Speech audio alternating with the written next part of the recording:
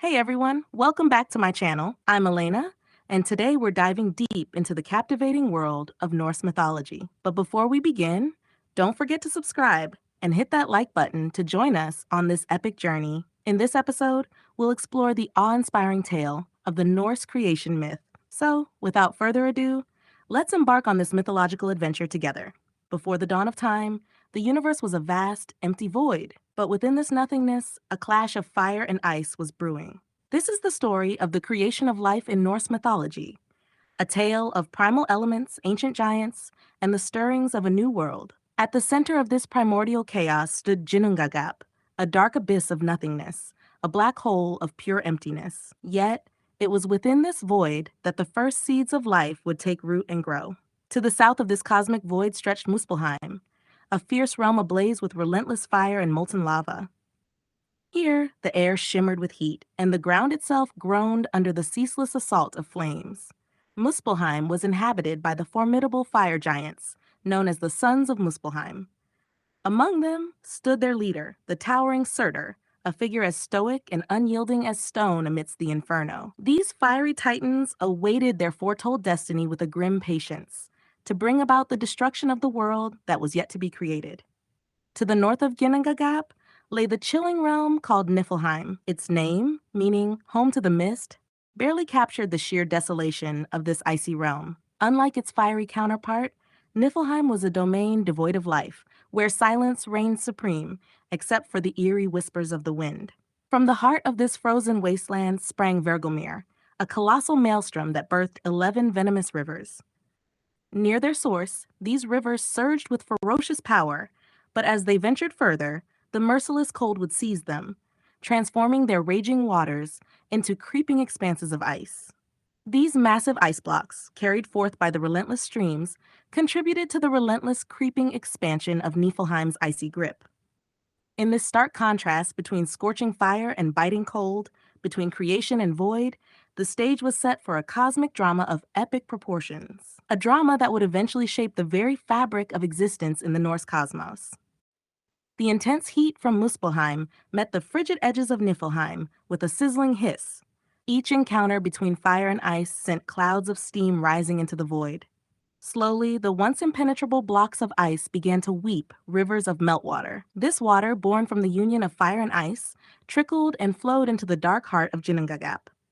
This mingling of elemental forces in Ginnungagap was not merely a clash, but a confluence, the raw ingredients of creation itself.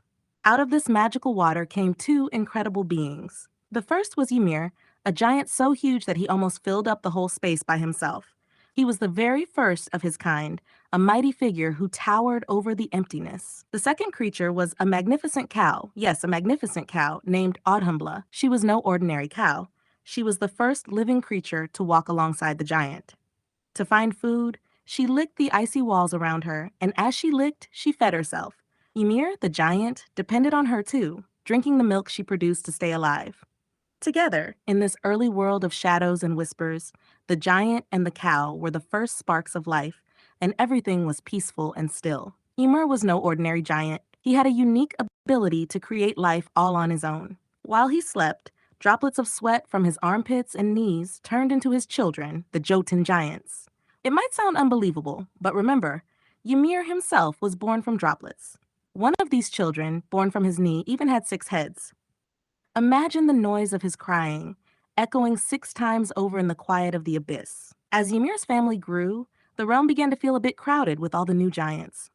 Meanwhile, Audhumbla, the remarkable cow, continued to lick the icy walls around her. With each stroke of her tongue, she revealed more secrets hidden in the ice. One day, she uncovered another giant, Buri, who had been trapped within the ice. Things really started to pick up then. Despite the growing crowd, Buri found love with a giantess. They had a son named Bor. Bor, following in his father's footsteps, also found a giantess to love, Bestla. Together, Bor and Bestla had 3 sons who would become legendary, Odin, Vili, and Ve. In the heart of Ginnungagap, Odin, Vili, and Ve stood shoulder to shoulder, their eyes scanning the realm they called home. The world had grown cramped, the giants multiplying until the very air felt thick with their presence. Brothers, Odin spoke, his voice low and determined, do you feel it? The weight of this world pressing down upon us? Vili nodded, his brow furrowed. Indeed, Odin, we are meant for greater things, not to be suffocated by the likes of these giants. And what of Ymir? Ve asked, his gaze fixed upon the distant figure of the primordial giant. His very existence is a shackle upon our ambitions. A sly grin spread across Odin's face. Then we shall break those shackles and reshape this world to our liking. The brothers hatched a plan, whispers in the shadows, their eyes gleaming with the promise of a new era. They knew that even the mighty Ymir was vulnerable in the embrace of sleep. They waited patiently until Ymir's snores rumbled through the realm like distant thunder.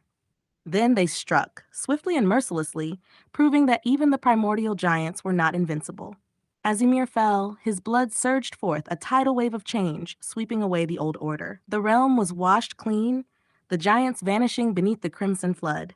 In the chaos, the brothers stood tall, the architects of a new age. Pride swelled within them, as they had committed successful genocide on the giants, or so they thought. With Ymir gone, the world was a blank canvas, ready for them to paint their dreams upon it. Let it be known, Odin declared, his voice ringing out across the void, that from this day forth, we are the gods of this world. Let the cosmos tremble at our might. And so the brothers set forth, ready to forge a new reality from the ashes of the old. The second creation could begin. With the blood of Ymir still fresh on their hands, Odin, Vili, and Ve surveyed the carnage before them. The once mighty giant lay lifeless, his enormous body sprawled across the void of Ginnungagap. Odin, his eyes gleaming with purpose, spoke first. Brothers, the time has come to forge the realms from the remnants of Ymir's flesh. And so they did what Scandinavians do best. They recycled everything. The brothers set to work, their divine hands shaping creation by molding the giant's corpse. They carved great slabs of flesh, laying them out to form the vast expanse of the earth. Ymir's bones, once the framework of his colossal form, they stacked and piled, creating soaring mountains that reached towards the heavens. As they worked, they marveled at the transformation taking place before them. Look how his blood flows, brothers. It shall become the oceans, lakes, and rivers that will nourish the worlds we create. Odin, not to be outdone, plucked the giant's teeth and shattered his remaining bones. And from these we shall make the rocks and stones that will dot the land. Vili, his hands stained red, lifted Ymir's great skull high above them. Behold, the giant's skull shall become the vast dome of the sky, a canopy under which all shall dwell. As they placed the skull in the heavens, Odin scooped out Ymir's brains, scattering them across the sky. Let his thoughts become the clouds that drift above, a reminder of the chaos from which we have brought order. The brothers then turned their attention to the sparks of fire from Muspelheim, setting them alight in the celestial sphere. The stars twinkled and danced, illuminating the newly formed heavens. Amidst the grand creation, Vili noticed two figures huddled in the distance. Brothers, look! It seems Bergelmir and his wife have survived the flood of Ymir's blood. Odin, his gaze falling upon the cowering giants, declared, "Let us fashion a realm for them, a world of their own. We shall call it Jotunheim, and there they shall dwell in the stronghold of Utgard." And so the brothers created Jotunheim, a land where the giants could thrive and multiply, becoming the ancestors of all the Jötnar. But the gods' work was far from complete. They were yet to create humans, but they already created the realm in which we would live. Midgard. This realm was to be a sanctuary amidst the chaos, protected by Ymir's eyelashes. As Odin, Vili, and Ve stood back to admire their creation, a new challenge reared its head. The corpse of the primordial giant began to rot, the stench of decay filling the air. Maggots began to emerge from his decaying flesh. The gods saw potential in these maggots and transformed them into dwarves, giving them form and intelligence. These dwarves were then tasked with various responsibilities, including holding up Ymir's immense body, which became the sky.